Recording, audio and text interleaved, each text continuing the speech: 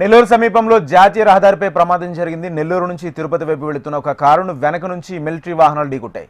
ప్రమాదంలో కారు నుజ్జునుజ్జైంది. అందులో ప్రయాణిస్తున్న నలుగురికి గాయాలయ్యాయి. అందులో ఇద్దరికి తీవ్ర గాయాలు కాగా బాధితులను హుటాహుటిన ఆసుపత్రికి తరలించారు.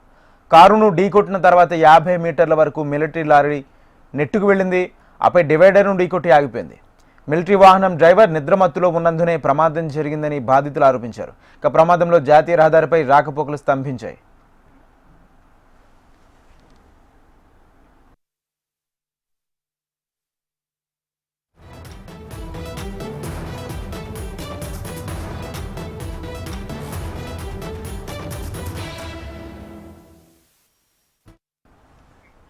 నెల్లూరు సమీపంలో జాతీయ రహదారిపై ప్రమాదం జరిగింది. నెల్లూరు నుంచి తిరుపతి వైపు వెళుతున్న ఒక కారును వెనక నుంచి మిలిటరీ వాహనాలు ఢీకొట్టాయి.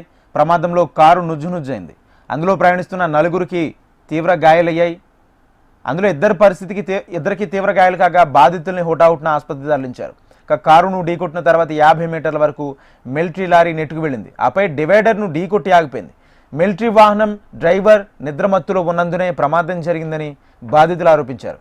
ఇక ప్రమాదంలో జాతీయ రహదారిపై రాకపోకలు స్తంభించాయి.